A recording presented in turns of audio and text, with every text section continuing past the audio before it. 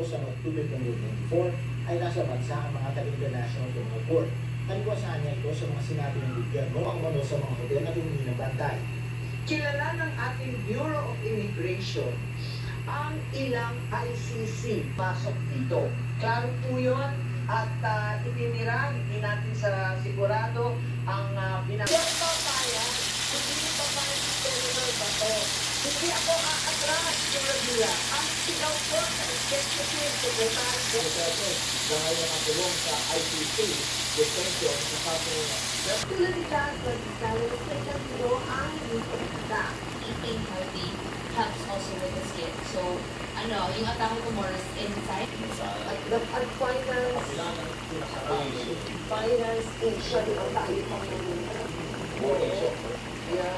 Kung hindi pa pinasarap, lilan. Ayun na.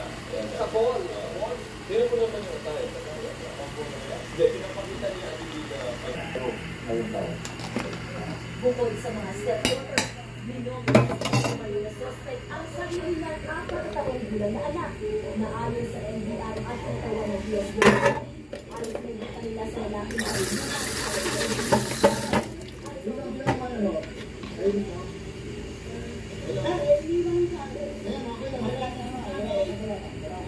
Malibang-conceptual na pag-aamuto ay kasama na rin dito ang fiskal. At kung kaya ba ating pong minarapat na magtanda ng isang rescue ito. walang pagkakasya sa trabaho ang suspect at gumagamit ang mga droga. Itinanggi naman niya mga paratang. Pagka naman pagsisisilan ng kasirahan naman po kapit na kung gano'n. Pero nakalito yung mga kasya. Ito naman ang ating puso. Sinantahan na ng mga reklamong pagdalang sa aming gusto at sobrang gusto suspect. Nangangalaman ang pagkakambulan na bata at pagkakasya ng Pilipinas para sumala ng pagkakambulan. Pagkakambulan ng kanyang presensya tatay ang 2 anak. Karen Guzman, ABS-CBN News.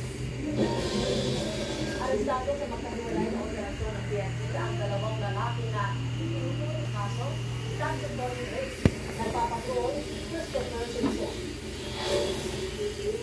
Nasa cellphone ng supervisor sa aming lalaki ito nilawag ng kalang bahay na barangay ng Kalibalan sa ating pagbarangay ng umaga ang alas ko ng kakalit ng barangay PNP.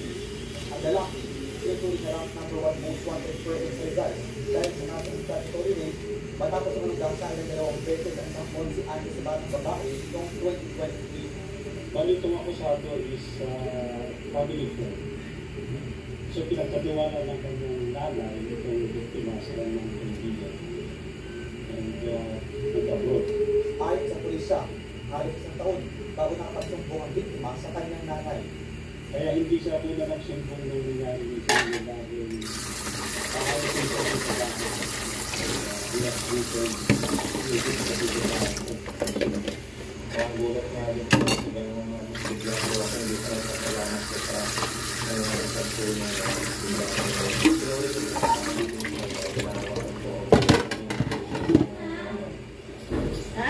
Sa inyong pampahal naman. Alas 11! Eh, ulam na? Oo, ito na. Ano ulam? Pinaulam.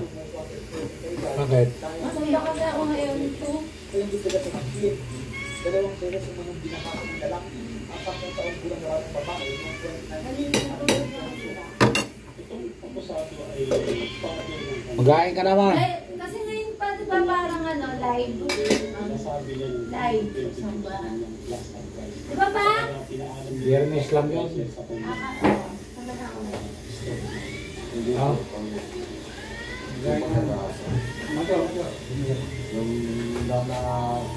parang nalambing na ang pag-aalit na kami sa pisngi. Nasa kusudian ng pulisya ang 2 suspect.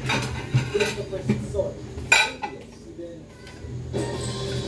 Paliwanag ng isang cybersecurity sa pagdinig sa Senado kung paano nagagamit ang artificial intelligence o AI technology sa pang-aabuso sa mga bata online. Sa hearing ng Senate Committee on Women, so itinakita ng grupong Deep Web kung paano